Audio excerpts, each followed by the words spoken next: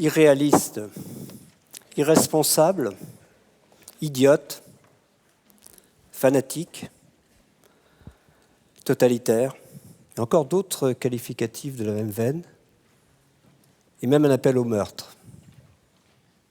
Pour certaines personnes, et non des moindres, le problème, ce n'est pas le réchauffement climatique lié aux activités humaines.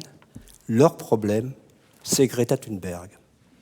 En fait, ce que demande Greta Thunberg est très simple. Écoutez le message de la communauté scientifique. Donc, puisqu'elle nous y invite, je vais, redire certains points liés à ce réchauffement. D'abord, sa réalité. Les 5 dernières années ont été les plus chaudes que nous ayons connues depuis 150 ans. Le fait que ce ne soit pas une surprise, puisque là aussi, depuis à peu près 2 siècles, nous modifions la composition de l'atmosphère.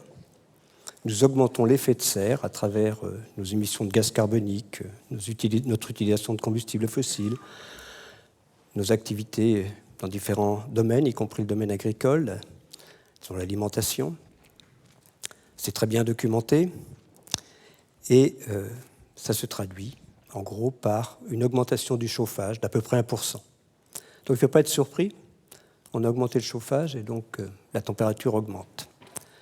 Ce qui est intéressant, c'est que, en fait, de cette chaleur additionnelle, l'essentiel va dans l'océan. Et si on regarde dans l'océan, l'élévation du niveau de la mer, 3 mm chaque année, nous donne un diagnostic sans appel. En fait, 1 mm dû à la dilatation de l'océan. L'océan se réchauffe, il se dilate, et puis l'essentiel du reste à la fonte des glaces, les glaciers continentaux, le Groenland, l'Antarctique. Donc en fait, nous avons à travers cette élévation du niveau de la mer une double indication du réchauffement climatique, le réchauffement de l'océan et la fonte des glaces. Donc ce réchauffement est vraiment sans équivoque, et là je m'appuie sur le rapport du GIEC, sur les rapports du GIEC. Il est aussi sans précédent à l'échelle des 2 derniers millénaires. Et de manière très bien documentée, il est déjà lié à nos activités.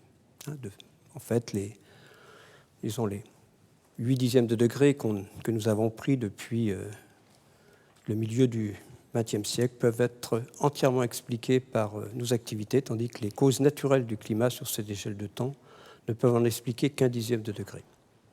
Donc nous sommes dans un monde dont nous avons modifié le climat, ça veut dire aussi que nous sommes dans un monde sur le climat duquel nous pouvons agir. En fait, pas tellement à court terme. Pour les 20 prochaines années, c'est joué. On n'échappera pas à un réchauffement d'au moins 1,5 degré, voire 1 degré en plus dans certaines régions. Mais ensuite, c'est nous qui en décidons.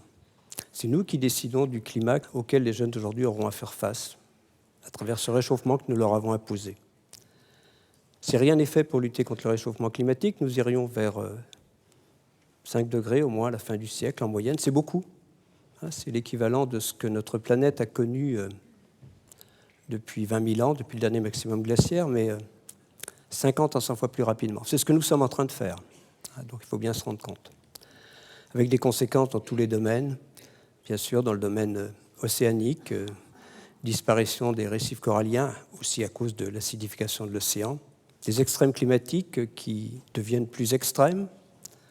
On peut parler de canicules, de sécheresse, d'inondations, de cyclones, et puis aussi des conséquences importantes sur la santé des populations.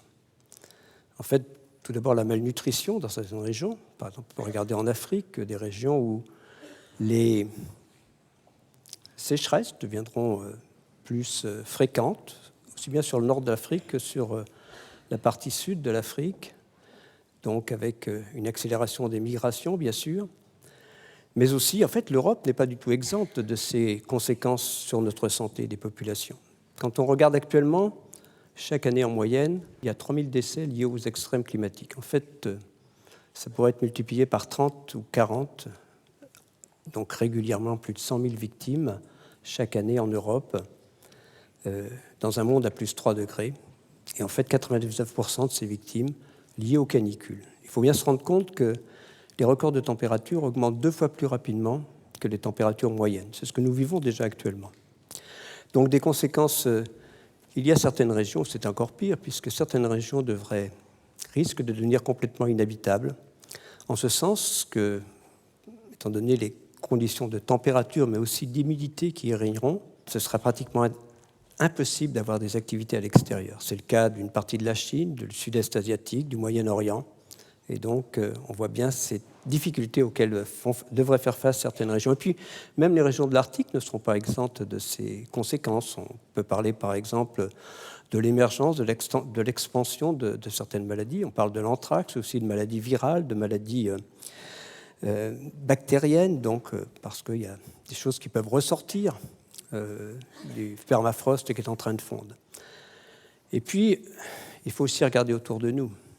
Bien sûr, les populations sont très vulnérables, avec un risque d'accroissement des inégalités, mais la nature l'est également. Le réchauffement climatique est aujourd'hui déjà la 3e cause de perte de la biodiversité, après nos activités, puis la prédation directe de certaines espèces. Ce rôle de la température deviendrait beaucoup plus important encore à la fin du siècle si rien n'était fait pour lutter contre le réchauffement climatique, puisque la moitié des espèces, flore, faune, auraient une capacité de déplacement inférieure à la vitesse de déplacement des zones climatiques. On voit bien la difficulté, sinon l'impossibilité, que ces espèces auraient à s'adapter. C'est très important, là aussi, pour la nature autour de nous, pour les écosystèmes, globalement, pour la santé des populations, pour la protection, je dirais, la protection de la biodiversité et de la nature. Alors, que devons-nous faire ? En fait, nous le savons, nos gouvernants l'ont compris, au moins, mais bien, nous devons tout faire pour limiter ce réchauffement climatique de façon à ce que les jeunes d'aujourd'hui puissent s'y adapter.